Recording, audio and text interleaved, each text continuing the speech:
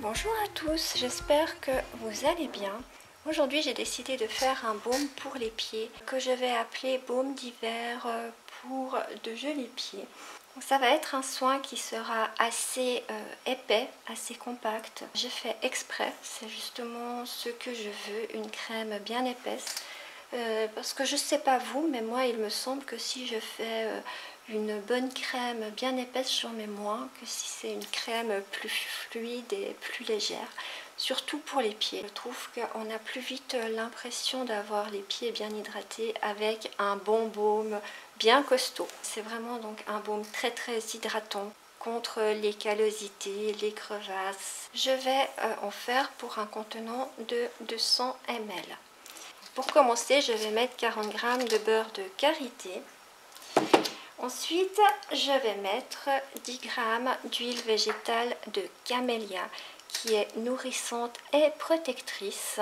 Donc je pense qu'elle sera très bien dans ce baume.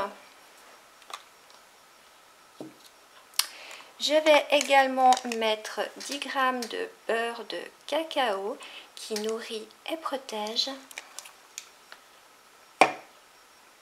Je vais encore ajouter 6 g de cire d'abeille pour son côté hydratant et également pour le côté épaississant. Je vais encore mettre 12 g d'émulsifiant Olivem 1000 qui est hydratant et émollient, donc il ira également très bien. Ensuite, je vais mettre 92 g de lait d'avoine. Je vais vous redire comment je fais mon lait d'avoine. Là, en l'occurrence, j'ai fait pour 200 ml. Donc, j'ai fait bouillir 200 ml d'eau. Et ensuite, j'ai incorporé 20 g de flocons d'avoine.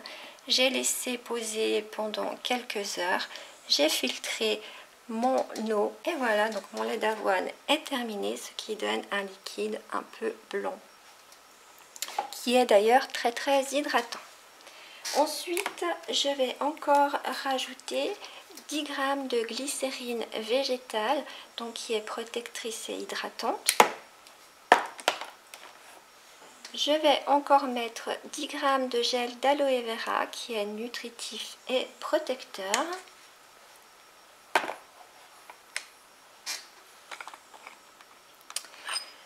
Je vais encore mettre 3 g de l'actif complexe hydratation intense, donc qui est hydratant. Je rajoute 6 g d'urée qui est hydratante et exfoliante. 5 g de fucoser qui est apaisant et hydratant. Je vais mettre 1,2 g de Costgard, donc qui est un conservateur. Et je vais rajouter quelques gouttes d'huile essentielle de citron vert. Ça c'est juste pour l'odeur parce que j'aime bien cette odeur. Alors, comme d'habitude, j'ai déjà pesé mes ingrédients. Dans cette casserole, j'ai mis 40 g de beurre de karité, 10 g d'huile de camélia, 10 g de beurre de cacao, 6 g de cire d'abeille, 12 g d'Olivem 1000 et c'est tout. Et dans celle-ci, j'ai mis 92 g de lait d'avoine et 10 g de glycérine. Voilà, donc je laisse fondre tout ça et je reviens pour l'émulsion. Mes phases sont fondues.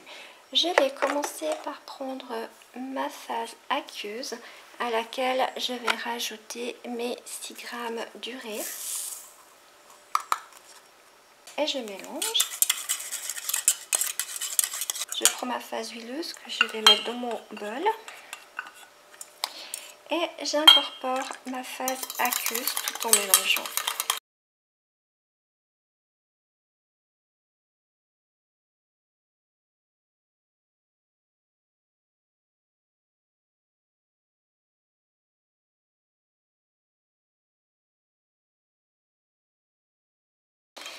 Et je mélange comme ça jusqu'à ce que mon émulsion s'épaississe et refroidisse. Pour vous aider, vous pouvez éventuellement mettre votre bol dans un fond d'eau froide.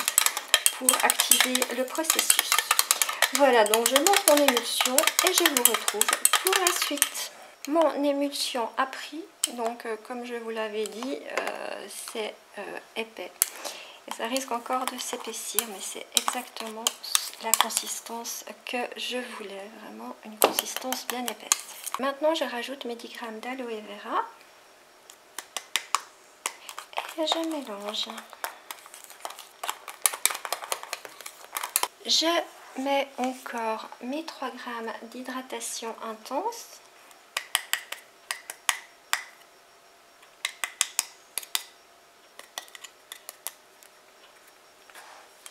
Je mélange.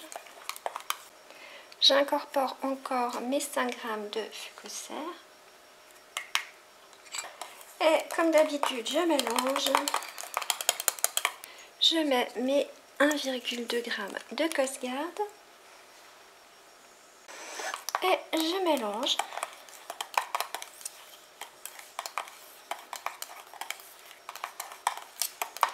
Après le Costgarde, il faut bien mélanger. Il a un peu des fois de la peine à s'incorporer. Je vais mettre 5 gouttes d'huile essentielle de citron vert.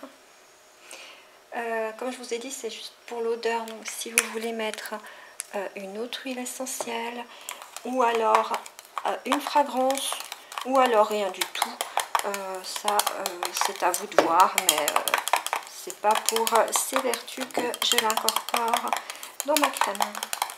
Ma crème est terminée, je vais la mettre en pot. Mon pot est désinfecté comme d'habitude, ainsi que tous mes ustensiles et tout ce que j'ai servi pour faire la crème. Cette crème est mise en pot. Je vais quand même juste essayer de la tester sur ma main. Bon, en tout cas, on sent qu'elle est très hydratante. Parce qu'elle va pénétrer rapidement.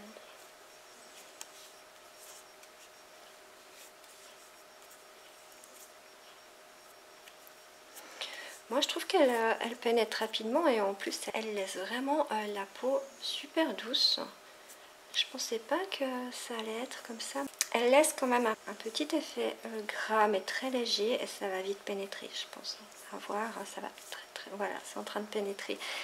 Bien sûr, je donnerai des nouvelles de ce soin dans le bilan, mais à voir comme ça, il m'a l'air vraiment très bien.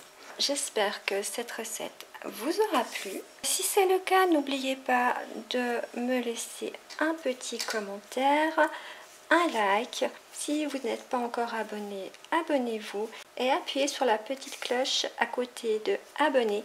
Comme ça, vous pourrez savoir dès que je poste une nouvelle vidéo. En attendant, je vous dis à tout bientôt. Bye bye!